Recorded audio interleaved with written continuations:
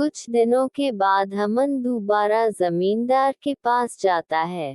कैसे हैं मालिक, आपकी जमीन ठेके पर चाहिए।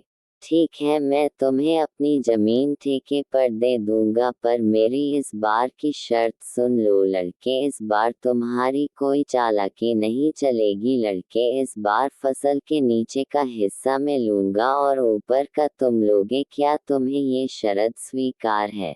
मालिक, मुझे शर्त मंजूर है, इस बार फसल का ऊपर का हिस्सा मैं ही लूंगा।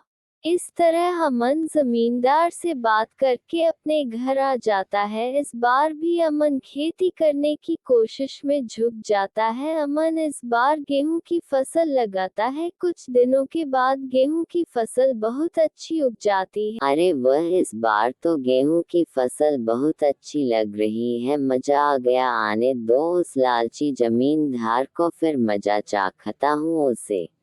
कुछ दिनों के बाद जमींदार अमन के पास आता है। जैसे ही जमींदार अमन के खेत के पास पहुंचता है तो उसका दिमाग गेहूं की फसल देखकर चकरा जाता है। अरे ये क्या, इस बार अमन ने गेहूं की फसल लगा दी है। ये लड़का मैं जितना होशियार सोच रहा था, ये तो उससे भी ज्यादा निकला है।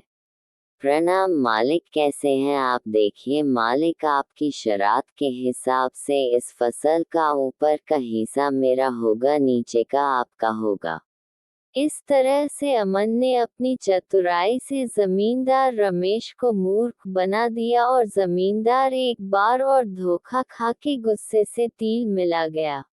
अरे मालिक, उस पिद्दी से लड़के का दिमाग तो देखिए, आप जैसे इतने बड़े चालबाज को फिर से मूर्ख बना दिया।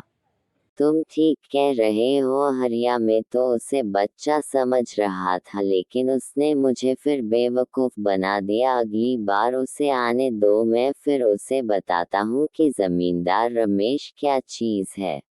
अमन ने गेहूं की कटाई की और सारी फसल घर ले गया और उसे फसल का कुछ हिस्सा जरूरतमंद में बांट दिया। अमन और उसका पिता बहुत खुश थे। कुछ दिनों बाद फसल उगाने का दिन आ गया।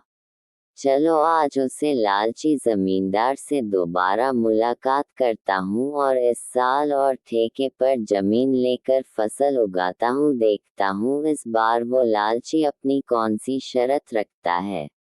ये सोच के अमन उसे जमींदार के पास ठेके पर जमीन लेने दोबारा जाता है। अच्छा, तो तुम मुझे से मिलने दोबारा आ गए हो बच्चे, ज्यादा होशियार बनने की कोशिश मत करना, मैं भी जमींदार रमेश हूँ।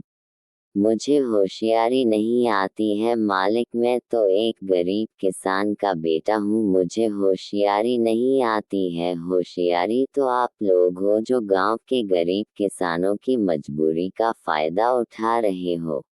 अपनी जबान पर काबू रखो। अमन, तुम ये क्या बोल रहे हो, जिस काम के लिए आए हो वह बात करो, ज्यादा ज्ञान बांटने की जरूरत नहीं है। ठीक है मालिक, चलो काम की बात करते हैं। मुझे इस बार भी जमीन ठेके पर चाहिए, बताए इस बार आपकी क्या सड़क है।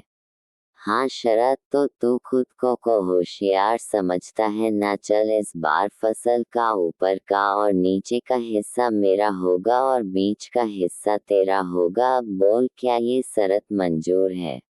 बिल्कुल मंजूर है मालिक, आप जैसा कहे। अब मैं चलता हूँ, मुझे फसल उगाने की तैयारी भी करनी है। लालची जमींदार की बात मान के अमन अपने घर चला जाता है। वह फिर से फसल उगाने की तैयारी में जुट जाता है और इस बार वह गन्ने की फसल लगाता है। अमन बेटा, इस बार खेत में कौन सी फसल उगाई है। पिताजी, इस बार मैंने गन्ने की खेती की है, फसल काफी अच्छी उगी है, इस बार भी आमदनी अच्छी हुई है। ये तो बहुत अच्छी बात है बेटा, तुम ऐसे ही मेहनत करते रहो। कुछ दिनों बाद लालची जमींदार और उसका नौकर अमन के पास आते हैं। इस बार को अमन का दिमाग ही चक्र जाएगा, ऐसी शर्त ही रखी है मालिक, ऊपर का भी हिस्सा आपका और नीचे का है सभी आपका। तूने बिल्कुल ठीक कहा। मैंने इस बार अपने दिमाग का 400% उपयोग करके ब्रह्मास्त्र छोड़ा है। देखता हूँ कि वह अमन का बच्चा कैसे बचता है। ये अमन तो आपका भी बाप निकला। जरा इसने कौन सी फसल लगाई है? यह क्या इसमें इस बार गन्ने की फसल लगाई है? अब बताओ। और ऊपर का और नीचे का हिस्सा मेरा होगा और भी इसका हिसाब उसका होगा। मतलब इस बार भी मेरे हिस्से में घास फूस की आनी है। मैं इस बार भी बेवकूफ बन गया। मान गया इस किसान के बच्चे का दिमाग। आए आए मालिक, आप दोनों आपस में क्या घुसू फुसूर कर रहे हैं? अरे वह चोरी, ऊपर से सीधा चोरी। तुमने मुझे इस बार भी देखो बना दिया।